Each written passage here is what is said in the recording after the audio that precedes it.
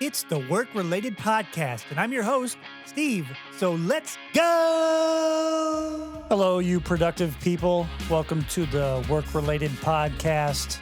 It is up for grabs Wednesday. Wednesday is hump day. It's literally that day where if you don't do something, you will get left in the dust. People are doing things, and the productive people are getting things done and moving ahead, making strides, success, creating opportunities, and the like. And I want you to do that as well. So keep pushing through. It is Wednesday, but you can do it. Reach out to someone, make that extra phone call, land that extra sale, close that extra deal. Whatever you got to do, take the initiative and do just a little more. Markets are rounding out the first half of 2021. U.S. equities are mixed on Wednesday. Bitcoin price pierces $35,000 ETF as the race heats up. New crypto ETF embraces Coinbase and skims Bitcoin. China manufacturing slows as supply shortages roil Asia industry. The growth in China's June factory activity dipped to a 4-month low on higher raw material costs, shortage of semiconductors, and a COVID-19 outbreak in the major export province of Guangdong amid wider supply chain disruptions in Asia. Gold is set for its biggest monthly drop since 2016. Clickbait provider Outbrain files for IPO. The popular trading app Robinhood hit with $70 million record FINRA fine. Robinhood, the trading app popular with the retail community, is not popular with financial regulator FINRA,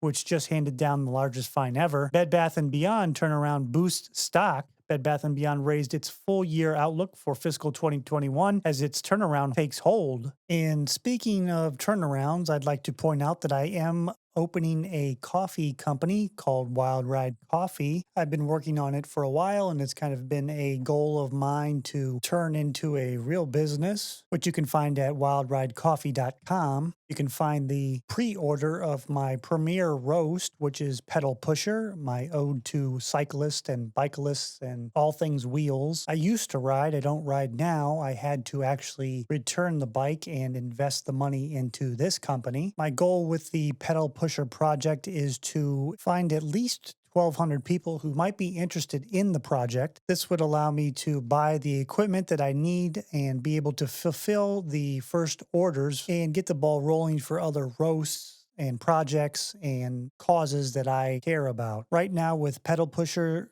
the goal is to reach that 1,200 to 1,500 purchase order range. And if I can do so, then my goal is to give away $500, that's $250 each, to 2 random people who are working in the gig economy. And whether that's Grubhub, Uber Eats, Postmates, DoorDash, or some other company, I'm not entirely sure how I'm going to go about picking or choosing those 2 random people, but I will find out a way that I can possibly do that, or maybe just contact some people through Twitter or do some sort of way to go ahead and do that. And I kind of want to make this a reoccurring theme with the brand, something that, giving back with, again, these different roasts and these different projects. If I had the money, I would do it already. There's a lot of apps and things that I use that are from developers that even like software that they've started as projects on their own time that, if I had the money, I would kindly donate to them. But at this juncture, it's something I can't really do free form. So this is kind of a way that I thought maybe would work. So it won't really happen unless I can reach the goal. And again, I'm kind of managing my books and my finances tightly here.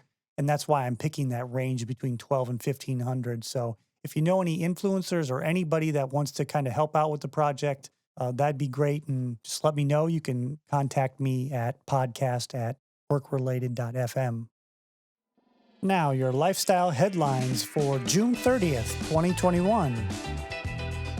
A heat wave has been hitting the West Coast, especially Washington and Seattle, but has tightened its grip inland now. An IKEA's bisexual couch criticized after launch of Pride Month display furniture. IKEA Canada has a new Pride Month themed couch that is not going over so well with some of social media users. Royal Caribbean, the popular cruise liner, has asked unvaccinated Florida guests to show proof of insurance. Royal Caribbean International said on Tuesday it would require unvaccinated guests over 12 years of age traveling from Florida to show proof of insurance that covers COVID-19 related medical expenses, quarantine, and evacuation. Van Halen's Sammy Hagar to debut new cocktail brands in fall 2021. Sammy Hagar is expanding his beverage portfolio with a line of ready-to-drink beverages. are now downloading Venture Round.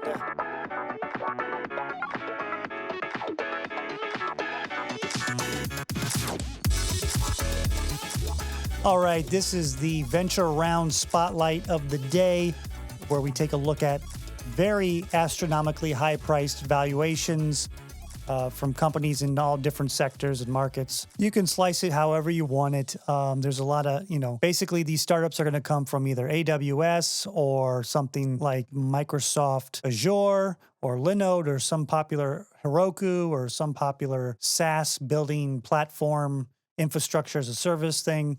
And then they're going to hire developers to code that. And, they got to spin up the servers. They got to spin up the infrastructure. They got to spin up all the API services and microservices and all that jazz. And then, they need about X amount of dollars to do all that. So today's look is at a company called Kickoff, which raises $30 million for its hybrid consumer credit and financial literacy service. So if you don't know how to balance your checkbook well, then $30 million ought to cover that. Kickoff, a personal finance platform aimed at helping consumers build credit, announced today that it has raised $30 million in a Series B round. So basically the round goes maybe out of your own pocket round, then you go to friends and family, and you have a Series A, I believe, and then a Series B, and then da-da-da-da-da down the road. So they're at a Series B. The capital is in addition to $12.5 million the startup raised across previously unannounced seed and Series A rounds. So that seed is between the A and your family and friends round and your out-of-pocket round, which were both led by Lightspeed Venture Partners. They've got a big stake in the game. Portage Ventures led Kickoff's Series B, which included participation from Lightspeed, GGV, and Core Innovation Capital. Previously, backers of the company include NBA star Steph Curry, WEX CEO Melissa Smith, and Teresa Russell, former CFO, Chief Financial Officer of the U.S. Department of Treasury. So I would venture to say that the three big credit bureaus, the TransUnion, the Equifax, and the Experians of the world, they might have small projects running, but they're probably not going to heavily invest in larger projects like this one, which is trying to build up awareness about finance and about, spending wisely, because it costs too much. The infrastructure cost, the developer,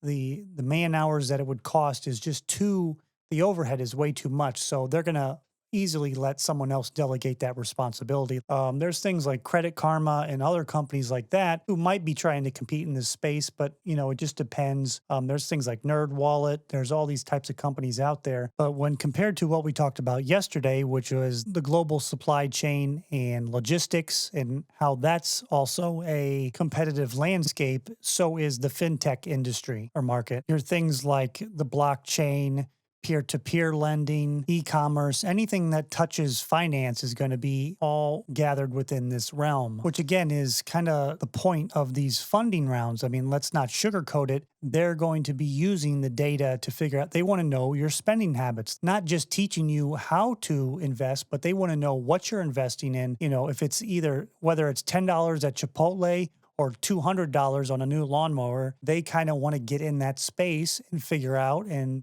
be able to create different profiles and mixtures and figure out how to grow different sectors. Now, policy, obviously, that's government policy, is going to dictate what they can and can't do with the data, obviously. So, again, you just kind of have to look at that from a broad perspective.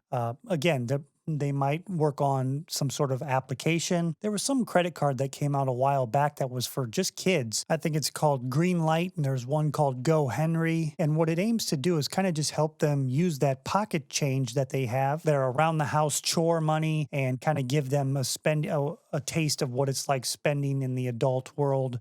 With a credit card, having a balance, being able to work with a checkbook, and in general sense to learn the process of money and how it works and transactions and things like that. And so it's kind of an interesting space, because if you've been living under a rock for the last 10 years, you wouldn't know cryptocurrency has been really big. There's been a lot of flubs and a lot of various scams that utilize the blockchain or try to. And so you kind of got to watch out for that.